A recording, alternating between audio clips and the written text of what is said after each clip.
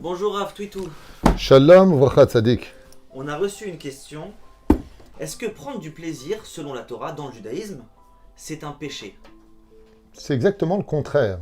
C'est exactement le contraire. Dans le judaïsme, c'est une mitzvah d'être heureux et de s'octroyer justement cette possibilité de l'être, puisque le Talmud nous dit qu'à 120 ans, quand un homme quittera ce monde, il aura des comptes à rendre. Et parmi les comptes à rendre, on lui posera la question, est-ce que tu as profité de ce monde?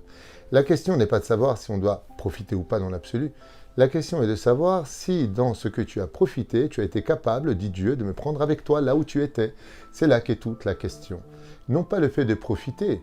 Nous avons, nous aussi, des appareils très modernes qui nous permettent de profiter de ce monde. Seulement, vous voyez ici, il y a un tampon kasher, Mugan, qui veut dire que je peux me donner le droit de vivre dans un monde moderne et agréable et de profiter comme tout le monde de ce monde. Seulement en mettant un filtre de telle façon à ce que ce modernisme et ses profits ne me volent pas mon droit à mon judaïsme d'avoir été sélectionné pour représenter la Torah de Dieu sur terre. À partir du moment où je pars en vacances, je profite de la piscine. Et j'ai jamais encore lu dans aucun livre de notre Torah qu'il y avait une mitzvah de souffrir. Il y a une mitzvah de recevoir les épreuves avec amour, mais d'aller les chercher ou de souffrir pour autant. On n'est pas tous comme Rabbi Elazar ben Rajbi qui lui disait « Chavivin ala yisurin ». Pour moi, j'aime les souffrances. Donc la réponse est claire. Il y a une grande mitzvah de profiter de ce monde, de voir combien Dieu a créé des choses si belles et magnifiques, de vivre une tellement belle histoire d'amour avec son épouse. Mitzvat ona, la jouissance dans ce monde, c'est une mitzvah. La question est, est-ce que tu es capable de prendre Dieu dans sa volonté à lui, selon les lois juives, dans ce que tu vas vivre? Mange un bon steak, fais attention qu'il soit strictement kasher. Bois du bon lait, fais attention qu'il soit chamour.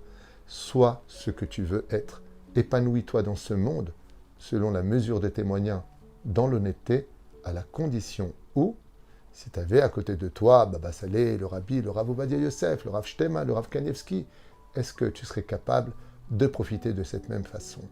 Dans les endroits les plus dévoilés de ta vie ou les plus cachés de ta vie, n'oublie jamais que Dieu te voit, Dieu t'entend et que tout est enregistré.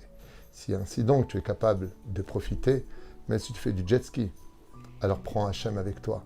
Tu sois dans une ambiance qui soit propre et conforme au judaïsme. Ce qu'il faut surtout aussi comprendre, c'est que pour s'élever, pour certaines élites du peuple, il y aura une pseudo-mitzvah, c'est-à-dire une façon, je dirais une méthode, pour pouvoir s'élever spirituellement, de s'éloigner du monde matériel. Mais c'est juste de façon à créer un apprentissage pour plus s'élever. Faire taire le monde matériel pour plus entendre le monde spirituel. C'est une façon qui doit exister comme une parenthèse dans la vie d'un homme.